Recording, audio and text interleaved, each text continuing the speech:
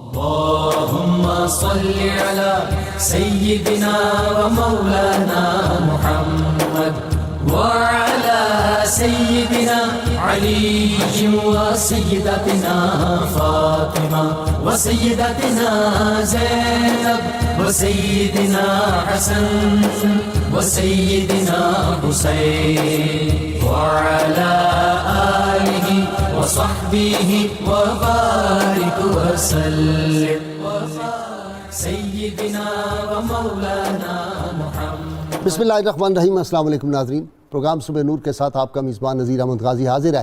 ناظرین کرام، حضرت ابو انیس محمد برکت علی صاحب رحمہ اللہ کی مشہور تالیف اسماء النبی الکریم صلی اللہ علیہ وآلہ وسلم سے ایک اسم مبارک پڑھنے کی سعادت حاصل کر رہا ہوں۔ سیدنا الرشید صلی اللہ علیہ وآلہ وسلم، ہمارے سردار رہنمائی فرمانے والے، درود و سلام بھیجے اللہ آپ صلی اللہ علیہ وسلم، آپ کی آل پاک اور آپ کے صحابہ کرام پر۔ حضرت سعد بن سعد رضی اللہ عنہ سے روایت ہے کہ اکرم صلی اللہ علیہ وآلہ وسلم نے غزوہ خیبر کے دن ارشاد فرمایا، میں کل ایسے شخص کو قیادت کا پرچم تھماؤں گا جس کے ہاتھ پر اللہ تعالیٰ فتح و کامرانی عطا فرمائے گا۔ لشکر کے تمام افراد نے ساری رات اسی آرزو میں بسر کی کہ یہ سعادت اسی کو نصیب ہو جائے۔ جب صبح ہوئی تو تمام صحابہ کرام یہی آرزو لے کر حضور نبی کریم صلی اللہ علیہ وآلہ وسلم کی خدمت اقدس میں حاضر ہوئے۔ آپ صلی اللہ علیہ وسلم نے اس پورے لشکر پر نظر ڈالی اور پوچھا، علی ابن ابی طالب رضی اللہ عنہ کہاں ہیں؟ صحابہ کرام نے عرض کیا، یا رسول اللہ صلی اللہ علیہ وسلم، وہ تو آشوب چشم میں مبتلا ہے۔ آپ صلی اللہ علیہ وآلہ وسلم نے انہیں اپنے پاس بلا کر اپنا لعاب دہن مبارک ان کی آنکھوں پر لگایا، جس سے سیدنا علی المرتضیٰ شیر خدا کی آنکھیں ٹھیک ہو گئیں۔ پھر آپ صلی اللہ علیہ وسلم نے ان کو پرچم قیادت تھما دیا اور دعائے خیر فرمائی، اور یوں سیدنا علی المرتضیٰ کرم اللہ وجہ الکریم کی قیادت میں خیبر فتح ہوا۔ ناظرین کرام، علامہ اقبال امت مسلمہ کا بے پناہ درد رکھتے تھے۔ انہوں نے امت مسلمہ کے بارے میں یہ کہا تھا، تھے ہم ہی ایک تیرے مار کا آراؤں میں، خشکیوں میں کبھی لڑتے کبھی دریاؤں میں، اور دی اذانیں کبھی یورپ کے کلیساؤں میں، کبھی افریقہ کے تپتے ہوئے صحراؤں میں۔ شان آنکھوں میں نہ جچتی تھی جہاں داروں کی، کلمہ پڑھتے تھے ہم چھاؤں میں تلواروں کی۔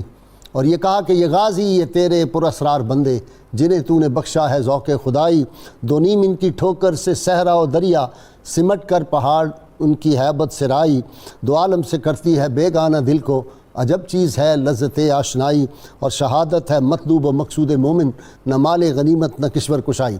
ناظرین کرام، ان تمام صفات کے حامل، ہماری تاریخ حریت اور تاریخ شجاعت کے قطبی ستارہ، ایک ایسی عظیم شخصیت جن کے بارے میں بڑے بڑے جو ہمارے اہل فکر تھے، اہل دانش تھے، انہوں نے کیا کیا خوبصورت باتیں کہی کہ مورخ ابن خلقان نے ان کی موت پر کہا کہ آج کا دن اتنا تکلیف دہ ہے کہ مسلمانوں پر خلفائے راشدین کی موت کے بعد کبھی ایسا تکلیف یا ایسا ثانیہ نہیں آیا۔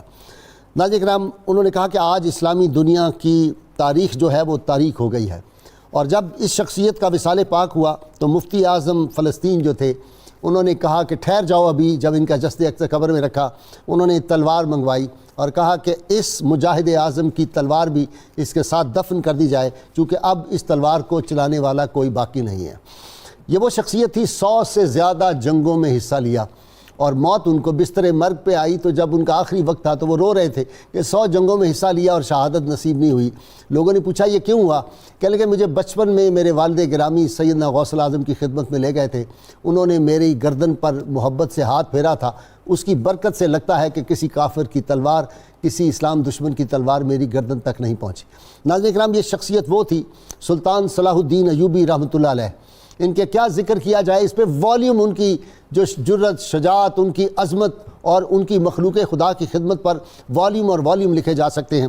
صلاح الدین ایوبی رحمۃ اللہ علیہ فتح بیت المقدس، اس پہ گفتگو کرنے کے لیے میرے ساتھ ماہر تعلیم، مشہور کئی مصنف ہیں، ڈاکٹر طاہر امین تنولی صاحب تشریف فرما ہیں، ان کے ساتھ نوجوان اسکالر اور بڑی مشہور کتاب پاکستان کی روحانی اساس کے مصنف پروفیسر محمد یوسف عرفان صاحب ہیں، اور مجھے اسلام آباد اسٹوڈیو سے ہمارے ایک مجاہد مجھے جوائن کر رہے ہیں، بہت پڑھے لکھے ہیں ماشاءاللہ، بریگیڈیئر اختر نواز جنجوعہ صاحب اسلام آباد اسٹوڈیو میں میرے ساتھ ہیں۔ جی ڈاکٹر صاحب، سلطان صلاح الدین ایوبی، بہت بہت شکریہ۔ بالکل آپ صحیح فرما رہے ہیں، سلطان صلاح الدین ایوبی کی شخصیت ہی ایسی ہے کہ ان کا کردار، ان کی کنٹریبیوشن ہمارے لیے، ہمارے جذبوں کے لیے اور ہمارے ایمان کی تازگی کا باعث ہے۔ بھائی صاحب، یہ سلطان صلاح الدین ایوبی کی وہ شخصیت ہے جس کو تاریخ نے، مغرب کے لوگوں نے بھی the most celebrated soldier after Ali ibn Abi طالب کہا ہے۔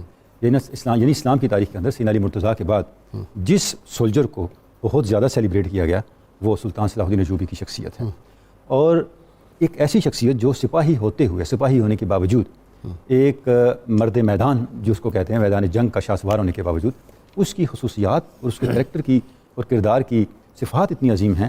آپ دیکھیں کہ دانتے جیسا آدمی جس نے جب ڈیوائن کامیڈی لکھی تو اس میں مسلمانوں کی کسی بڑی شخصیت کو اس نے اپریشیٹ نہیں کیا، یعنی بڑی بڑی شخصیات کو معاذ اللہ العظیم اس نے بڑے غلط الفاظ کے ساتھ کیا۔ اس نے جب سلطان صلاح الدین ایوبی کا ذکر کیا تو کہا یہ پیگن ہے لیکن ورچوس ہے، ورچوس پیگن کے نام سے اس کو کہا۔ تو سلطان صلاح الدین ایوبی کی شخصیت جو ہے غازی صاحب، وہ اسلام کے لیے، ملت کے لیے اور ملت کے وقار کی بحالی کے لیے ایک غیر معمولی شخصیت ہے، یعنی ایک مثالی حکمران جس کو آپ کہتے ہیں، اس طرح کی شخصیت ہے۔ اور آپ دیکھیں بگننگ سے ہی، اور اس کے پیچھے ایک بیک گراؤنڈ بھی ہے، ایک اشارہ آپ نے بھی دیا سینا غوث ثقلین، سینا شیخ عبد القادر جیلانی کا، اور جو نور الدین زنگی کے ساتھ ان کا تعلق ہے، اور جس طرح نور الدین زنگی کے قربت میں رہ کے انہوں نے جو تربیت پائی، تو یہ ایک اہتمام تھا فطرت کا، قدرت کا، کہ فرام ویری بگننگ ان کی پرسنالٹی اس انداز سے ڈیولپ ہوئی کہ اس میں عسکری اوصاف بھی آئے، حکمرانی کے اوصاف بھی آئے، اور ان سب سے بڑھ کے جو چیز آئی وہ آئی ملت کا درد۔ یعنی حکمرانی کو، اختیار کو استعمال کس لیے کرنا ہے؟ استعمال کرنا ہے اپنی قوم کے لٹے ہوئے وقار کو بحال کرنے کے لیے، اپنی قوم کے لٹے ہوئے منصب کو دوبارہ سے ریوائیو کرنے کے لیے۔ اچھا، اب غازی صاحب شاید آپ نے اپنی بگننگ میں بھی اور انٹرو میں بھی اس کی طرف اشارہ دیا تھا، علامہ نے جہاں کہیں بڑے بڑے مسلم حکمرانوں کو آئیڈیالائز کیا تو اس میں سے ایک صلاح الدین ایوبی بھی ہیں۔ اور اچھا، صلاح الدین ایوبی کے حوالے سے میں ایک چیز کی طرف اشارہ کرتا چلوں، ٹیپو سلطان، طارق بن زیاد، محمد بن قاسم، صلاح الدین ایوبی رحمۃ اللہ، محمود غزنوی، غازی صاحب اس میں بڑا یونیک نکتہ ہے، یہ اقبال کے وہ کیا کہتے ہیں کہ محبوب ترین شخصیات ہیں، جس کو کہتے ہیں نا آئیڈیلز ہیں۔ غازی صاحب جب علامہ نے پیام مشرق لکھی تو پیام مشرق کا انتساب علامہ نے افغانستان کے بادشاہ کے نام کیا۔ اس کا سبب یہ تھا ہندوستان غلام تھا اور قربت نے افغانستان آزاد، سلطان امان اللہ خان جب کیا تو اس کے اندر جو اشعار لکھے نا، بتایا کہ مسلم حکمران ہوتا کیا ہے۔ اس میں لکھا در مسلمان شان محبوبی نماد، خالد و فاروق و ایوبی نماد، کہ اب ہمارا المیہ کیا ہے؟ مسلمان کے اندر وہ شان محبوبی نہیں رہی، کیا نہیں رہی؟ خالد بن ولید نہ رہے، عمر فاروق نہ رہے، اور سلطان صلاح الدین ایوبی نہ رہے، ہے تو رہا فطرت جان پاک داد، از غم دی سینہ صد چاک داد، ہے سلطان، ہے امان اللہ ہاں، کہ اللہ نے تجھے جان فطرت اور جان پاک دی ہے کہ تیرا سینہ جو ہے وہ ملت کے غم سے چاک چاک ہے۔ اب دیکھیں یہ آئیڈیل ہے کہ ایسا حکمران ہونے چاہیے، اب تجھے کیا کرنا، درد ہونا چاہیے، اور اس کے بعد یہ کہ تازہ کون؟ آئین صدیق عمر مثل صبا در از لالا و صحرا گزر، یہ مسلمان حکمران ہے کہ صدیق اور عمر کا آئین زندہ کر اور صحرا سے گزر کے لالا صحرا سے گزر، اس کو تازگی دیتا ہوا گزر۔ تو یہ کریکٹر سلطان صلاح الدین ایوبی کا ہے جو ہم دیکھتے ہیں۔ اچھا جی، اپنا یوسف عرفان ابن اسیر جو مشہور ہسٹورین تھے، انہوں نے کہا وہ اسلام کی رضا اور کفر کے مقابلے میں ایک مضبوط ڈھال تھا۔ اس میں کوئی شک نہیں ہے، اور حضرت علامہ کا ایک بڑا پیارا شعر ہے، آگ ہے اولاد ابراہیم ہے نمرود ہے، کیا کسی کو پھر کسی کا امتحان مقصود ہے۔ صلاح الدین ایوبی defender of faith and state, یہ ریاست کے بھی یعنی محافظ تھے اور امت مسلمہ کے بھی محافظ تھے، مگر اس وقت اگر ہم دیکھیں تو امت مسلمہ اسی طرح ہی منتشر تھی جیسے آج ہے۔ ٹھیک، دشمن کے حلیف ملک کے اندر ہیں، ان کا ساتھ کوئی نہیں تھا، مگر یہ کہ سیدنا عبد القادر جیلانی رحمۃ اللہ علیہ غوث اعظم، ان کے شاگردوں نے ان کی فوج کی تربیت کی اور وہ ایمان پر کی۔ ایمان جو ہے یہ بے ایمانی کا سایہ بھی نہیں پڑنے دیتا، ٹھیک، اور ترک کے عالم اختیار ہوئے دوست، ان کا ہر سپاہی جو تھا، وہ مشہور ہے نا جس خالصہ 1.25 لاکھ کا، ان کا ہر سپاہی 1.25 کروڑ کا تھا، وہ ایمان کی ایک کوہ گراں تھے، یعنی مضبوط قسم کے۔ اور انہوں نے جو کام کیا وہ یہ تھا کہ وہ عقل و دانش کے مطابق کیا اور بہادری سے کیا۔ انہوں نے اندرونی دشمنوں کا بھی مقابلہ کیا اور جو ان کے حلیف تھے ان کی بھی کلپنگ کی، اور اس کے بعد میدان میں بھی وہ مارکہ اور وہ روایت روشن قائم کی جو آج تک تاریخ میں نہیں ملتی، کہ اپنے دشمن کو بھی اعزاز دو، اپنے دشمن کو بھی عزت دو۔ سب ان کو جو اس وقت کے خلفاء تھے مختلف اسلامی ممالک کے، ان کو خط لکھ رہا ہے کہ اللہ کے واسطے اکٹھے ہو جاؤ، میری مدد کو آؤ۔ جی بالکل، مگر ایک چیز تھی، جو کروسیڈرز تھے، جو انویڈرز تھے، ان کا اڈا مصر تھا، وہ انہوں نے ریاست ختم کی، حکمران ہٹا دیے، اور اس کے بعد جو اس کو مضبوطی عطا کی وہ یہ تھی کہ ان کا انٹیلیجنس نیٹ ورک تھا۔ انٹیلیجنس نیٹ ورک جو تھا وہ امت مسلمہ کے مفاد میں تھا، امت دشمنوں کا حلیف نہیں تھا. یہ بہت بڑا فرق تھا. برگیڈیئر صاحب، جب فوجیں لڑتی ہیں، آپ ان کی اسٹریٹجی پہ آپ سے میں نے بات کرنی ہے. سلطان صلاح الدین ایوبی بطور جرنیل کے. بسم اللہ الرحمن الرحیم.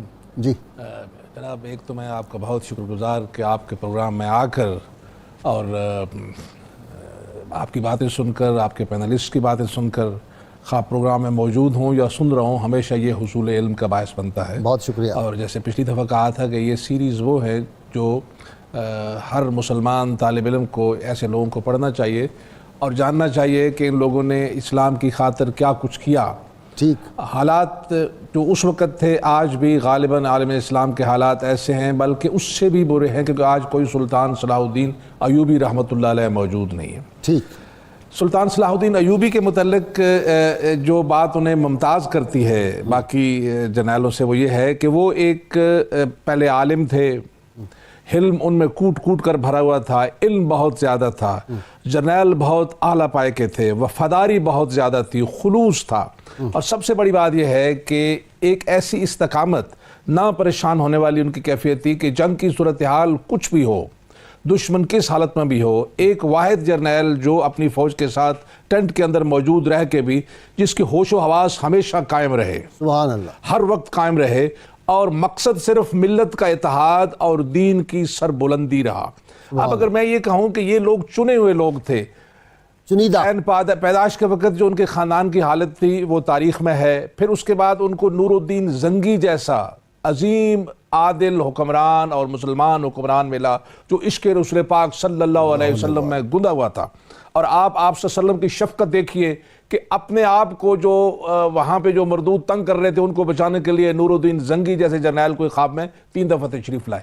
اب ایک طرف اپنا گھر کا ماحول، دوسری طرف وہ علم دوست لوگ جو جن کی میت میں وہ 18 سال تک رہے، جس مدرسے میں پڑھتے رہے، تیسری طرف نور الدین زنگی جیسے جرنیل. تو اللہ کریم نے ایک بندے پہ، میں کہوں گا کہ وہ چنے ہوئے تھے. سبحان اللہ. کاش اس وقت مسلمان جو ہیں آج کی طرح کی طوائف الملوکی کا شکار نہ ہوتے، تو شاید آج بھی بیت المقدس مسلمانوں کے پاس ہی ہوتا، بلکہ اسلامی سلطنت کی سرحدیں کہیں دور تک ہوتی. لیکن غیر تو غیر، نور الدین زنگی کے وفات کے بعد جو کچھ طوائف الملوکی نے کیا، اور جس طریقے سے 2 فرنٹس پہ اس عظیم جرنیل کو لڑنا پڑا. تمام جو دشمن تھے وہ سارے کے سارے متحد تھے، وہ جو نزدیک کی پرنسپلٹیز تھی وہ سارے کے سارے جو ہے متحد تھے، اور دوسری طرف یہ حالت تھی کہ خود نور الدین زنگی کا خاندان جو ہے وہ ایک عجیب سی نخوت میں مبتلا تھا. اور جب بھی بولے انہوں نے سلطان صلاح الدین ایوبی رحمۃ اللہ علیہ کو شرمندہ کرنے کی کوشش کی. غلام ابن غلام کہہ کر ہی بلایا. اس کے باوجود بھی ان کے پائے استقلال میں کوئی لغزش نہیں آئی، وہ ثابت قدم رہے جنگ کے میدان میں بھی اور اپنی وفاداری میں. تو آپ یہ دیکھیں کہ ایسے جرنیل بہت کم ہوں گے کہ وہ یا عالم بھی ہوں، علم بھی رکھتے ہوں، دین کا علم بھی رکھتے ہوں. اور فوجی اسٹریٹجی جو ان کی ہے وہ بڑی ہی عجیب ہے. جب آپ اس کا مطالعہ کرتے ہیں دیکھتے ہیں کہ ہر وقت کے لیے ان کے پاس پلان تھا. آپ نے بیت المقدس کی بات کی، تو جب ایک گیٹ پہ جا کے اپنی فوج کو لگایا تو دیکھا سورج بالکل سامنے ہے، جس وجہ سے جو آبزرویشن تھی فوج کی وہ پوری نہیں تھی. وہاں سے اٹھایا، دوسرے گیٹس کی طرف گئے. اس میں ایک سرپرائز شامل تھی. سرپرائز یہ تھی کہ دشمن نے سمجھا کہ شاید محاصرہ اٹھا لیا گیا، جبکہ آپ نے وہ ایک اسٹریٹجک ٹیکٹیکل اور اسٹریٹجک فیصلہ کیا تھا کہ وہاں سے اٹھ کے دوسرے دروازوں کی طرف گئے. اور دشمن جب وہ خوشیاں منا رہا تھا، جو کچھ آپ نے بیان کیا یہی حالت تھی. تو پتہ چلا کہ سلطان صلاح الدین ایوبی رحمۃ اللہ علیہ اپنی فوج کے ساتھ ان دروازوں میں پہنچ گئے ہیں جہاں سے اب دمشق جو ہے اس کا فال کرنا. اور پھر جس طریقے سے دمشق فال ہوا، یعنی خون بہائے بغیر، اور نہ صرف یہ ہے کہ اپنے وعدوں کا پاس کیا، بلکہ دشمن کے کمانڈروں کو بھی یہ اعزاز دیا کہ ان کے کہنے میں بھی 1000 بندہ جو ہے چھوڑ دیا. ایسی مثال جو ہے وہ تاریخ میں بہت کم ملتی ہے. سلطان صلاح الدین ایوبی رحمۃ اللہ علیہ نے جو فاطمی خلفاء تھے، گورنر تھے اس دور کے، اور بڑے بڑے لوگ تھے، ان کے جو محال قبضے میں لیے، تو اس میں انہوں نے جو یونیورسٹیاں قائم کی ان کے نام کیا تھے؟ امام حسین یونیورسٹی، امام شافی یونیورسٹی، امام رضا علیہ السلام کے نام پہ انہوں نے یونیورسٹیاں بنائیں. تو لین پول نے کہا کہ ان کے ہم عصر جو بادشاہ تھے دنیا کے، وہ اپنے جاہ و جلال کی وجہ سے سمجھتے تھے کہ ہمیں عزت ملتی ہے، لیکن سلطان صلاح الدین ایوبی رحمۃ اللہ علیہ نے جو عزت تھی وہ مخلوق کی خدمت کی وجہ سے حاصل کی، اور ان کے ہر دل عزیزی کا جو سبب تھا وہ مخلوق کی خدمت تھی. سلطان کا ایک قول جو ہے وہ بڑا زبردست ہے. انہوں نے فرمایا تھا جہاں روٹی مزدور کی تنخواہ سے مہنگی ہو جائے، جہاں روٹی مزدور کی تنخواہ سے مہنگی ہو جائے وہاں عورت کی عصمت اور مرد کی غیرت جو ہے وہ باقی نہیں رہتی.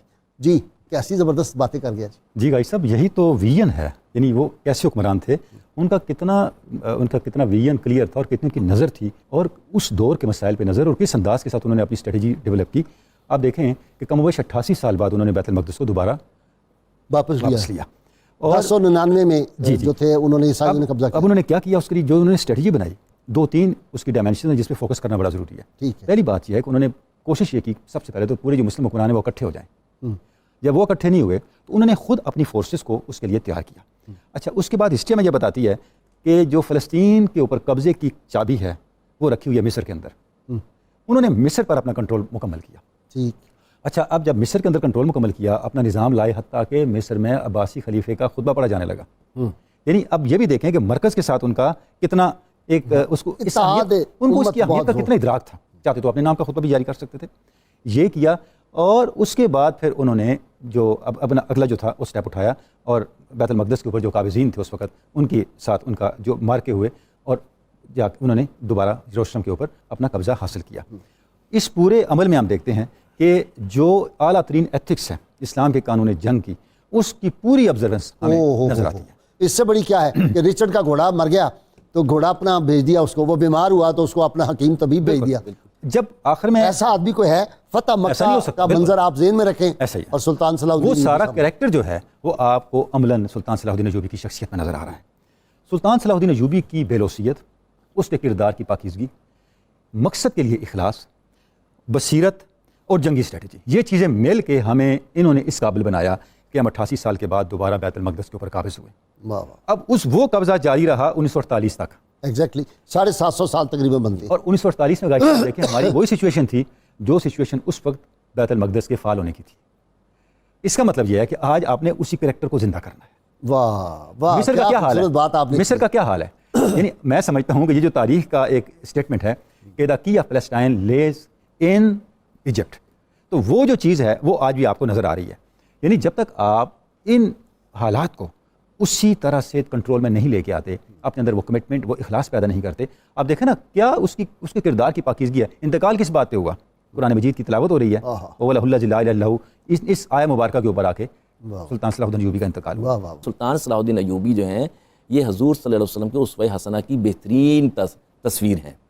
آپ دیکھیے کہ جب بیت المقدس فتح کیا ہے تو فتح مکہ کی یاد تازہ کی. ایگزیکٹلی. لا تثریبہ، کوئی انتقام نہیں. ایک طرف یعنی خون کی نہریں بہائی انہوں نے، دوسری طرف امن کی. یہ جو بات میں نے حوالہ دیا یہ ڈوزی کا ہے کہ جناب گھوڑے جو تھے وہ جسم تک جو تھے انسانی لاشوں کے درمیان سے اور حسن بھی وہی ہوتا ہے کہ سوتن تعریف کرے تو دشمن تعریف کرتا ہے اور ہم بھلا کے بیٹھے ہوئے. اور اسٹریٹجی وہی ہے جس کا بھی ڈاکٹر صاحب نے ذکر کیا کہ آج بھی اگر یروشلم واپس آئے گا تو اس کے ارد گرد کے علاقے واگزار کرائیں. ایجپٹ اہم ترین ہے، وہاں پر جمہوری حکومت تھی تو جنرل السیسی کو کون لایا، اور اس کے بعد تبدیلیاں ہی تبدیلیاں. آج ایجپٹ شام کا کیا حال ہے؟ ہمیں تو یہ زمین پکار رہی ہے کوئی صاحب ایمان ہے تو آئے، مگر ہم لوگ اپنی تاریخ سے کٹتے جا رہے ہیں. قافلہ حجاز میں ایک حسین بھی نہیں، گرچہ ہے تابدار ابھی گیسوئے دجلہ اور دیکھیے کہ یہ تکریت میں پیدا ہوئے تھے، تکریت آج بھی یہ ٹرمائل میں ہے. اور یہ سارا علاقہ کرد جو ہیں بڑے دلیر ہیں، بہت میں نے دلیر کرد ہیں. دیکھے ہیں سیدنا غوث الاعظم کے عرس پہ نا، وہ قوالی پہ جب آ کے جھومتے ہیں اور وہ وجد کرتے ہیں، وہ ایک سین ہوتا ہے دیکھنے والا، ذکر کرتے ہیں. یہ سارا علاقہ غوث الاعظم جیلانی رحمۃ اللہ علیہ کی یعنی تبلیغی مسائی کے وجہ سے مسلمان ہوا تھا. یہ سارا علاقہ انہوں نے مسلمان کیا، اور وہاں سے دیکھیں کیا کیا ہیرے آئے ہیں. اور ایمان ہے ہماری شناخت، بے ایمانی نہیں ہے. دشمن کو دشمن سمجھو، دوست کو دوست سمجھو. انہوں نے کبھی کسی اپنے پہ تلوار نہیں چلائی. اگر کسی نے ساتھ نہیں دیا تو اسے برا بھلا نہیں کہا، چھوڑ دیا. خانہ جنگی کی طرف کبھی نہیں گئے. افتراق میں خانہ جنگی ہے، افتراق ختم کرو. اور کس چیز پہ اکٹھا کر سکتے ہیں؟ وہ فقط اللہ اور رسول صلی اللہ علیہ وسلم کی ذات پاک ہے. ایک ہو مسلم حرم کی پاسبانی کے لیے، نیل کے ساحل سے لے کر تو بخا کے. اور دیکھیں ہتین کی لڑائی جو ہے وہ ایک بہت اہم لڑائی ہے، مگر یہ ساری فلسطین اور یہ لبنان اور یہ شام، یہ سب علاقے ہیں. پیچھے ایجپٹ ہے، اتنے علاقوں پہ حکومت، اور رہ رہا بندہ ٹینٹ میں اور حج کے لیے پیسے. اور پھر دیکھیے کہ نہ کوئی انہوں نے ذاتی مال جمع کیا، اور دوسرا یہ ہے کہ مسلمان ریاستوں میں کوئی ویزا نہیں تھا. تکریت میں پیدا ہو رہے ہیں، شام میں حکومت کر رہے ہیں، مصر میں حکومت کر رہے ہیں، ان علاقوں کو فتح کر کے امت کو دے رہے ہیں، اور مرکز سے بھی بے وفائی نہیں کی. بریگیڈیئر جنجوعہ صاحب، آپ کی طرف آ رہا ہوں. سلطان صلاح الدین ایوبی کا آپس میں ہے, صف آرا ہیں دونوں طرف, اور کروسیڈ انہوں نے شروع کی ہوئی ہے. سلطان صلاح الدین ایوبی نے اپنے فوجیوں کا تھوڑا ٹھہر جاؤ. انہوں نے کہا توقف کس بات کا؟ اس نے کہا ٹھہرو. انہوں نے ایسے کر کے خاک اڑائی, ہوا کا رخ دیکھا, ہوا کا رخ دشمن کی طرف تھا. سلطان نے کہا یہ جو یہاں پہ نا زیادہ آگ جلاؤ, کچھ چیزیں یہ جھاڑیاں وغیرہ کافی اکٹھی کرو, ان کو آگ لگاؤ. وہ جب آگ لگائی تو دھواں جو تھا دشمن کی طرف گیا اور ان کی آنکھوں میں پڑا. وہ فوجی دھوئیں سے ہی بھاگ گئے, ان کو نظر نہیں آیا, اور سلطان نے اوپر چڑھائی کر دی. کیا اسٹریٹجی تھی جی, کیا اللہ نے ذات. مجھے تو ایسے لگتا ہے خالد بن ولید کی روح اس کے اندر دوبارہ آ گئی تھی. جی آپ نے غازی صاحب بالکل صحیح فرمایا. یہ شخص جو تھے رحمۃ اللہ علیہ, یہ بہت بڑے جرنیل بھی تھے, بہت بڑے اسٹیٹسمین بھی تھے. پہلے کچھ جو دو سوال آئے, نجم الدین ایوب صاحب کا ذکر کر دیا جو ان کے والد محترم تھے. ان کی والدہ محترمہ کا نام زبیدہ تھا, اور تقریب سے ایسے ان کے خاندان کو نکالا گیا تھا. اچھا. اب یہاں ہمارے یہاں یہ ہے کہ جو عمر 65 سال ہونی چاہیے, 60 سال ہونی چاہیے. یہ جب وزیر اعظم بنے مصر کے تو اس وقت ان کی عمر 22 سال تھی. اللہ. اور دیکھیے کہ اس وقت جیسے آج سازشیں ہو رہی ہیں پاکستان کے اندر, دنیا بھر میں, جس طریقے سے مصر کے جو اس وقت کے حکمران تھے ہاد الدین, اس کو سائیڈ لائن کیا, اس کے عمراء جو بہت کرپٹ تھے ان کو سائیڈ لائن کیا, اور دلوں کو فتح کیا کہ جب اس حکمران نے بلا کے اپنے کمانڈر کو یہ کہا کہ جی یہ باہر سے آیا اور میں اسے ہٹانا چاہتا ہوں, ڈیپوز کرتا ہوں, تو اس نے انکار کر دیا. جہاں تک آپ نے ان کی جنگی جو وہ حکمت عملی تھی اس کا ذکر کیا تھا, تو یہ آگ لگانا, بلکہ ایک قلعہ جو کہ فتح نہیں ہو رہا تھا, جس قلعے کو کھودا گیا, پھر اس میں لکڑیاں ڈال کے آگ لگائی گئی, مٹی کا تیل ڈالا گیا, پھر پانی ڈالا گیا جس سے زمین نرم ہوئی, اور اس قلعے کو مسمار کیا گیا. سکندریہ پہ جب حملہ کیا دشمن نے تو اس کو سخت کیا, اندر آنے دیا, اس کو اندر آنے دیا اس وقت تک کہ جب اس کی پشت پہ مسلمان افواج آ گئیں, اور وہاں پہ ہزاروں کی تعداد میں جو ان کے دشمن ہیں وہ واصل جہنم ہوئے. آپ نے ایک بڑی جو ہے نا وہ دل کو تڑپانے والی جو لوگوں کو سمجھ آنی چاہیے کہ جب تک ہم اپنے ان روشن ستاروں سے روشنی نہیں لیں گے, اور یہ جن لوگوں کا آپ نے نام لیا یہ ہمارے آئیڈیل بنیں گے, تو اللہ کریم تو اللہ الصمد ہے, وہ فرشتے بھی نہیں آئیں گے اور کروڑوں سال تک جوتے بھی پڑتے رہیں گے. ہمیں اللہ کو رجوع کرنا ہے, اور ہمارے آئیڈیل خالد بن ولید اور سلطان صلاح الدین ایوبی جیسے لوگ ہونے چاہیے, اور ہمیں پڑھانا چاہیے. اور یہ وہ لوگ ہیں, میں اگر چھوٹی سی ایک بات کر دوں, میں امریکہ میں کورس کر رہا تھا, اور جب مجھے ایک جنگ ملی انالیسس کے لیے, تو میں نے کہا مسلم ہسٹری بڑی رچ ہے, تو میں نے خالد بن ولید کی 2 جنگیں چنی, اور جب اس پہ میں نے اپنے انالیسس پیش کیے تو مجھے یاد ہے کہ اس وقت کا جو امریکی جنرل تھا وہ بول اٹھا that we never knew that such a genius existed. One of the best generals ever produced in the history. تو پھر میں نے یہاں سے کتابیں بھی وہاں بھیجی. صلاح الدین ایوبی اسی سلسلے کا ایک روشن ستارہ ہے. طارق بن اور زیاد, نہ صرف یہ کہ خالد بن ولید, طارق بن زیاد اگین جوان, اور جب کشتیاں انہوں نے جلائی تھی تو یہی کہا تھا کہ یہ سمبولک ہے. ٹوٹل 10 کلومیٹر کا فاصلہ ہے ادھر سے اسپین اور مراکش کے درمیان, اس جگہ سے. وہ سمبولک تھا اپنے فوجیوں کو, یہ کمانڈر کا یہ بتانا کہ میں یہاں آیا ہوں, میں واپس نہیں جاؤں گا, یا زمین برد ہو جاؤں گا یا فتح حاصل کروں گا. بدقسمتی یہ رہی کہ اس وقت بھی سازشی تھے, آج بھی سازشی ہیں, لیکن میرا ایک عقیدہ ہے حضرت کہ ہر لشکر ابراہ کی قسمت میں بس ہونا ہوا لکھا ہے. واہ واہ واہ, رہے گا یوں ہی ان کا چرچا رہے گا. محمد رسول اللہ علیہ وسلم کے نام پہ نہ قدغن تب لگی نہ آج لگی, کیونکہ میرے اللہ نے کہا ہے وَرَفَعْنَا لَكَ ذِكْرَكَ, یہ ذکر تو بلند ہوتا رہے گا. ہماری گفتگو جاری رہے گی, اور یہ گفتگو اس عظیم شخصیت کی ہے. اقبال نے کہا تھا فطرت کے مقاصد کی کرتا ہے نگہبانی, یا بندہ صحرائی یا مرد کوہستانی. تو یہ مرد صحرائی جو ہے اس کے بارے میں ہماری گفتگو جاری رہے گی, آپ ہمارے ساتھ رہیے. اللهم صل على سيدنا ومولانا محمد وعلى سيدنا علي وسيدتنا فاطمة وسيدتنا زينب وسيدنا حسن وسيدنا حسين وعلى آله وصحبه وبارك وسلم. اللهم صل على سيدنا ومولانا محمد وعلى سيدنا علي وسيدتنا فاطمة وسيدتنا زينب وسيدنا حسن وسيدنا حسين وعلى آله وصحبه وبارك وسلم. آلہ وصحبہ وبارک وسلم. ویلکم بیک ناظرین کرام. علامہ نے کہا تھا دو عالم سے کرتی ہے بیگانہ دل کو عجب چیز ہے لذت آشنائی، اور شہادت ہے مطلوب و مقصود مومن نہ مال غنیمت نہ کشور کشائی. جی پروفیسر صاحب، صلاح الدین ایوبی اللہ نے کس وقت اس امت کو عطا کیا، حالات کیا تھے؟ میں عرض کرتا ہوں. بسم اللہ الرحمن الرحیم. غیر صاحب بہت شکریہ. میں بھی آغاز جو ہے وہ حضرت علامہ اقبال علیہ الرحمہ کے ایک پیغام سے کرنا چاہوں گا، اور مجھے تو اس کلام کا ایک لفظ جو ہے اگر اس کو اپنے پریکٹیکل فارم میں دیکھنا ہو تو حضرت سلطان صلاح الدین ایوبی رحمۃ اللہ تعالی علیہ.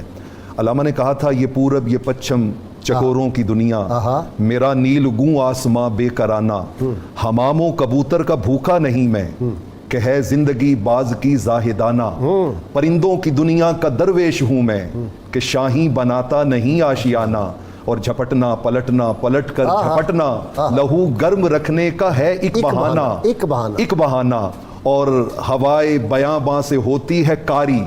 آپ نے کہا 5 سال صحراؤں میں گزارے. ہوائے بیاں باں سے ہوتی ہے کاری، جوان مرد کی ضربت غازیانہ. واہ واہ واہ. سلطان صلاح الدین ایوبی رحمۃ اللہ تعالی علیہ، آپ نے ایسی ضربت غازیانہ اللہ نے آپ کو عطا کی تھی کہ جس کے سبب سے عالم اسلام کی وہ ڈوبتی جو کشتی تھی آپ نے اس کو ساحل پہ لے کے گئے. جس دور کی آپ بات کر رہے ہیں طوائف الملوکی کا زمانہ ہے. چھوٹی چھوٹی ریاستیں وجود میں آ رہی ہیں، اور ایک ہی سال میں مسلمانوں کے علاقے میں 3 صلیبی ریاستیں قائم ہو جاتی ہیں ایک ہی سال کے اندر. مطلب اتنا قحط الرجال کا اور ذبح حالی کا زمانہ ہے. کسی کو کسی کی کوئی پرواہ نہیں ہے، مختلف فرقوں میں بیٹھے ہوئے ہیں، آپس میں لڑ رہے ہیں، ایک دوسرے کو فتح کر رہے ہیں. بلکہ سلطان صلاح الدین ایوبی رحمۃ اللہ تعالی علیہ کو بیت المقدس فتح کرنے کے لیے اپنوں کو اکٹھا کرنے میں 10 سال لگ گئے. یعنی وہ جو چھوٹی چھوٹی ریاستیں تھیں ان کو جمع کرنے میں بزور بازو 10 سال لگ گئے، چونکہ وہ بات سے ماننے کے لیے تیار ہی نہیں تھے. میں آپ کا نام نامی اس میں گرامی وہی لینا چاہوں گا جو امام ذہبی نے سیر و اعلام النبلاء میں لیا ہے، اور اس کے ایک لفظ میں بڑی محبت ہے اور آپ کے کردار کی بڑی عظمت ہے. انہوں نے کہا السلطان الکبیر الملک الصادق ابو المظفر صلاح الدین یوسف بن ایوب الدوینی ثم التکریتی. واہ. آپ کا پورے اس نام میں ہی انہوں نے علاقہ سارا تعارف بھی بتا دیا. غیر صاحب میں یہاں پر ایک اور بھی بڑی خوبصورت بات کہ بیت المقدس کی جو صلیبیوں کے ہاتھوں سے ان کو آزاد کیا جانا ہے، اس کے پیچھے مجھے 5 شخصیات جو ہیں وہ بالعموم اور پھر ان کے اوپر ایک شخصیت بالخصوص دکھائی دیتی ہے. اور یہ 6 کی 6 شخصیات کے ذرا آپ القابات سنیے. آپ کے جو 2 استاذ ہیں، ایک کا نام ہے عماد الدین اور ایک کا نام ہے نور الدین. صحیح. آپ کے والد ہیں تو ان کا لقب ہے نجم الدین. واہ. آپ کے چچا ہیں تو ان کا لقب ہے اسد الدین. آپ کا لقب ہے صلاح الدین. واہ. اور ان سب کے اوپر جس کا یہ فیض ہے اس پوری تحریک میں، ان کا نام ہے محی الدین حضور سیدنا شیخ عبد القادر جیلانی رحمۃ اللہ تعالی. مطلب ہر جگہ پر دین سے تعلق والے. تو یہ ان کے والد گرامی جو تھے اور ان کے چچا وہ نور الدین زنگی رحمۃ اللہ تعالی علیہ کی فوج میں بہت اعلیٰ عہدے پہ فائز تھے. اور دیکھیے کہ ان کا بچپن کتنا شاندار ہے. جب بچپن میں صلیبیوں نے ایک علاقہ ہے الرہا کا، وہاں پہ جب انہوں نے قبضہ کیا اور وہاں پہ قتل عام کیا اور وہاں پہ بہت زیادہ ظلم و ستم ڈھائے، تو آپ اپنی بالکل ابھی نوخیز سی عمر ہے، تو اس وقت ایک ترکی بوڑھے کو ساتھ لے کے نور الدین کے پاس آئے ہیں. اس وقت آ کے تو آپ نے آ کے ساری شکایتیں جو ہیں وہ لگائی ہیں اور بتایا کہ وہاں کیا ظلم و ستم ہو رہے ہیں. تو اس وقت انہوں نے کہا کہ انشاءاللہ کل میری تلوار اس رہا کے قلعے پہ لہرائے گی، اور کون ہے تم میں سے جو میری مدد کرے گا. اب سارے لوگ جو ہیں انہوں نے دیکھا 90 کلومیٹر یہاں سے دور ہے وہ علاقہ، تو ہم یہ کل تک وہاں کیسے پہنچ پائیں گے، تیاری کیسے کریں گے، کیا ہوگا معاملہ. ابھی آپس میں صلاح مشورہ ہو رہا ہے کہ سلطان صلاح الدین ایوبی رحمۃ اللہ تعالی علیہ اپنی اس چھوٹی سی عمر میں بولے، انہوں نے کہا جی ہم آپ کی مدد کریں گے، ہم آپ کی مدد کریں گے. اور جیسے ہی آپ نے یہ کہا تو ان کے زبان سے بے ساختہ نکلا، انہوں نے کہا یہ بچہ سچ کہتا ہے. اور پھر آپ اس بچپن میں وہ قافلہ لے کے بادشاہ کا گئے ہیں اور اگلے دن دوپہر کے وقت وہاں پہ پہنچے ہیں، اور اس وقت تک مسلمان لشکر جو ہے وہ سکون سے نہیں بیٹھا جب تک ان سے وہ قلعہ واپس نہیں لے لیا اور ان کا جو ہے ان سے شکست کا بدلہ نہیں لے لیا. تو آپ کے اندر اللہ رب العالمین نے دینی غیرت، دینی حمیت اس قدر بھری ہوئی تھی، اور اس کا سبب یہ تھا کہ آپ حضور شیخ سید عبد القادر جیلانی کے فیض یافتہ تھے. ہاں جی، گردن پہ جب ان سے پوچھا گیا نا ایک مرتبہ، کپتان صاحب آپ کی طرف آ رہا ہوں. بسم اللہ الرحمن الرحیم. سلطان صلاح الدین ایوبی ایک بہت نسبت والے اور عشق رسول صلی اللہ علیہ وسلم سے ان کا سینہ معمور تھا. ان کی اوائل عمری میں ان کو سلطان نور الدین زنگی جو عاشق رسول صلی اللہ علیہ وسلم ان کی میت میں ان کی افواج کے سپاہی اور ایک مجاہد کے طور پر ان کی افواج میں شامل ہونے کا موقع ملا۔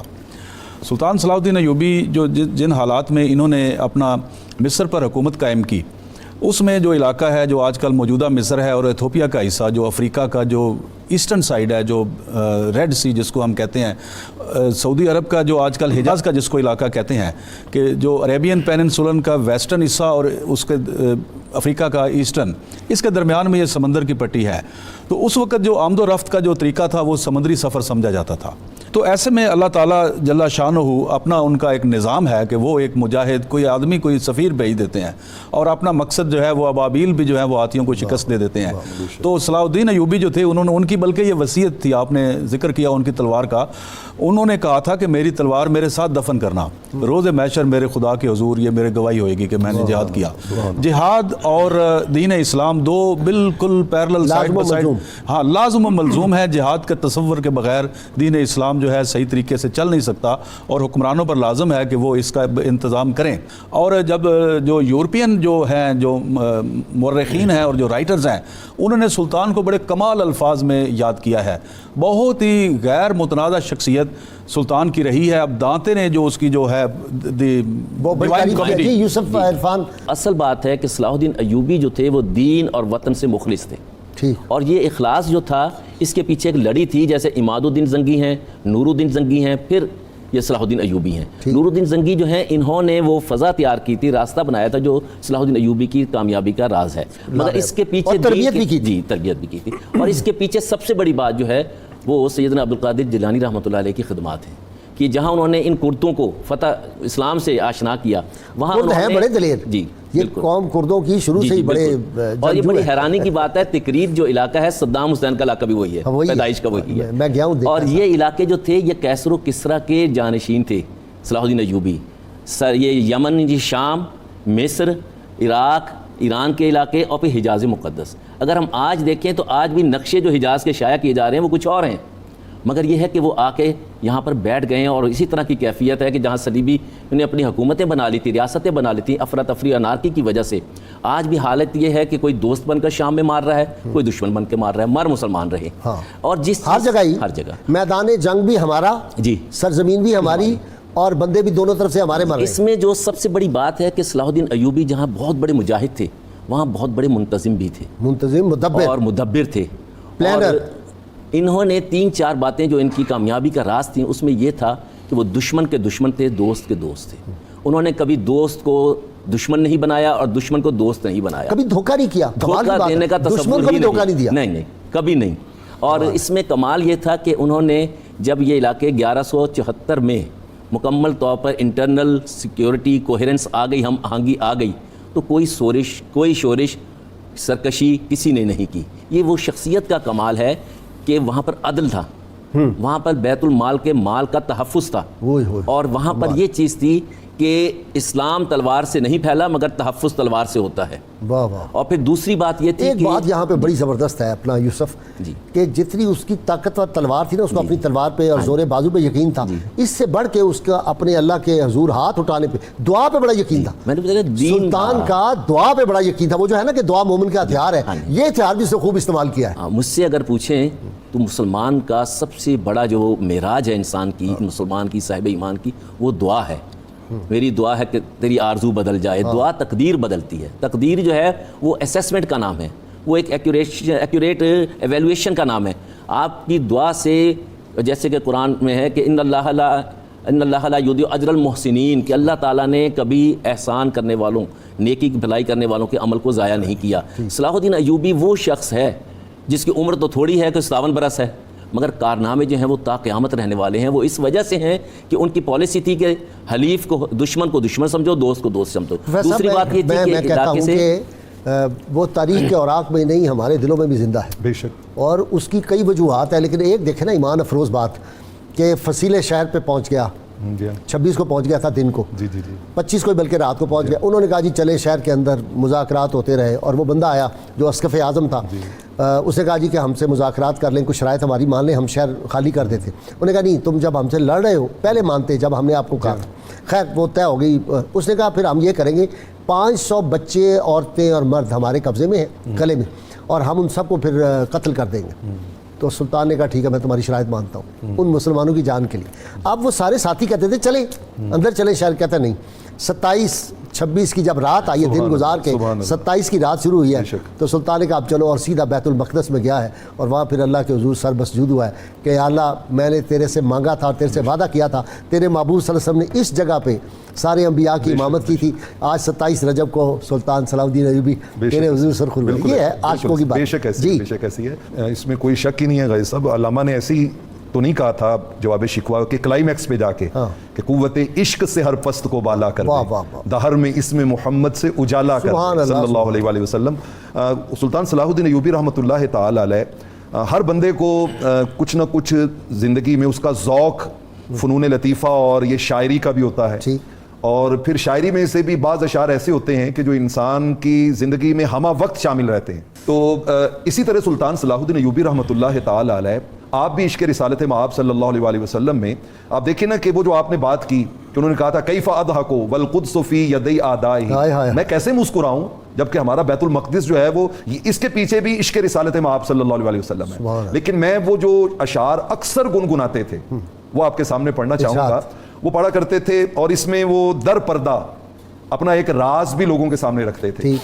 وہ کہتے تھے وزارنی طیف من احوا علی حذر من الوشاء وداء الصبح قد ہتفا فقدت اوقظ من حولی به فرحا وقاد یہتک ستر الحب بی شغفا۔ اب میں اگلے اشعار بھی ہے لیکن میں یہ دونوں پڑھ کے ان کا ترجمہ میاں صاحب کی زبان میں کرنا چاہوں گا۔ انہوں نے ایگزیکٹ اس کا ترجمہ یہ بنتا ہے، اہل ادب جانتے ہیں، اس کا ترجمہ یہ بنتا ہے کہ سفنے دے وچ ماہی ملیا تے میں گل وچ پا لئیاں باواں، دردی ماری اکھ نہ کھولاں کتے پھر وچھڑ نہ جاواں۔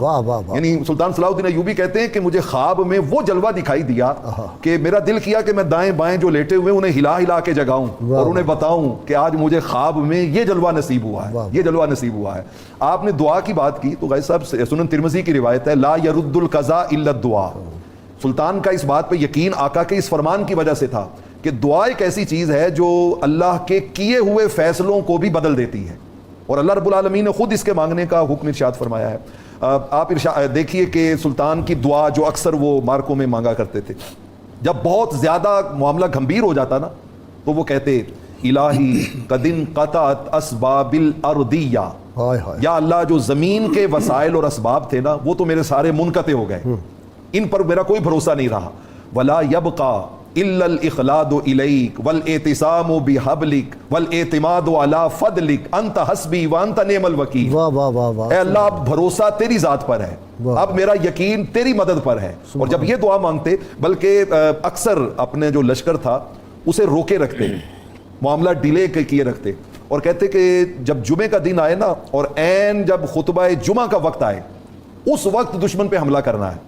تو لوگ پوچھتے جی آپ یہ اسٹریٹجی کیوں اپناتے ہیں کہ آپ جمعہ کے دن کا انتخاب کرتے ہیں اور عین خطبہ جمعہ کیوں؟ ان کا اس وقت حضور علیہ الصلوۃ والسلام کی امت کے سارے ائمہ ممبروں پہ بیٹھے ہمارے لیے دعائیں کر رہے ہو۔ اچھا جی، اپنا کپتان صاحب ایک بہت دلچسپ بات ہے، ہم بھول جاتے ہیں، ہمیں اپنی تاریخ جو ہے بھلائی جا رہی ہے، ہمیں پتہ ہی نہیں، لیکن ویسٹ جو ہے وہ اپنی تاریخ کو یاد رکھتا ہے۔ سلطان صلاح الدین ایوبی کا جو مقصد جہاد تھا ذرا اس کو ہم تھوڑا سا ڈسکس کریں۔ ٹھیک، انہوں نے یہ جو جہاد کیا یہ کوئی ذاتی جاہ و جلال، کوئی ایکسپینشنزم، کوئی توسیع پسندانہ عزائم ان کے نہیں تھے، بلکہ وہ عالم اسلام کے نمائندہ تھے۔ اس کی وجہ یہ ہے کہ ان کے مقابلے میں عالم عیسائیت وہ پورے اجتماعیت کے ساتھ ان کے مقابلے پر تھے، جس کو پین اسلامزم ہم کہتے ہیں کہ ایک مرکزیت، یہ ان کا اصول تھا۔ 6 لاکھ مقابلے میں آئے تھے، 6 لاکھ مقابلے میں آئے تھے۔ سلطان کے پاس ہزاروں میں تھے، لاکھوں میں نہیں تھے بندے۔ جب مصر میں حکومت قائم کی تو اسی وقت انہوں نے مصر کی جو پرنسپیلٹی تھی اس کے الحاق کا اعلان کیا۔ سلطان جو خلیفہ المستعدی تھے،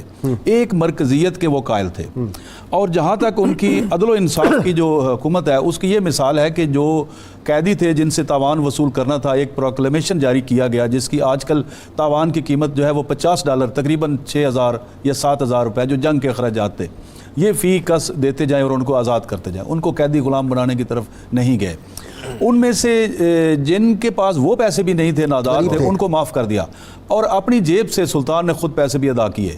ایک عورت کا 3 مہینے کا ایک بچہ گم ہوا تو اس کو کسی نے کہا کہ تم سلطان سے خود ملو، تمہارا مسئلہ تب حل ہوئے گا. تو وہ سلطان سے ملی عیسائی عورت کہ میرا 3 ماہ کا بچہ کھو گیا ہے تو اس کو تلاش کریں گے. سلطان نے اپنے خرچے پہ اس کی تلاش کروائی اور اس عورت کے حوالے کیا. اس کے پاس سفر کے لیے سواری نہیں تھی, اس کو 2 گھوڑے پہنچائے اور کہا کہ اس کو عیسائی کیمپ میں جا کے پہنچائیں.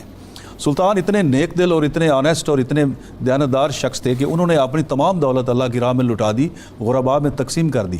جب وہ فوت ہوئے اپنے پاس تو ایک سکہ باریک جو خزانہ تھا سرکاری وہ بھی غریبوں میں لٹا دیا. وہ لٹا اپنے دیا. پاس تو ساری وہ حج نہیں کر سکا, صاحب نصاب نہیں ہو سکا. اور بہاؤالدین ابن صدر اور الشداد جو ان کے جو مورخ تھے, بایوگرافیز لکھتے رہے, ان کے مطابق ان کی تدفین کے لیے پیسے نہیں تھے. ہاں جی, یہ ہمارے قرض لے کے سرکاری خزانے سے قرض لے کے ان کی تجہیز اور تکفین کی گئی. یوسف یونیورسٹیاں بنائیں, مصر کی سب سے بڑی یونیورسٹی اسی نے قائم کی. کوئی شک نہیں. ہاسپٹل دنیا کے بہترین اس وقت کے مطابق جو تھے بنائے. کوئی شک نہیں. اور ایجوکیشن انسٹیٹیوٹ پہ بڑا زور دیا. جہاں جاتا تھا کہتا ہے کالج بناؤ, یونیورسٹیاں بناؤ, ہسپتال بناؤ. کمال کی بات.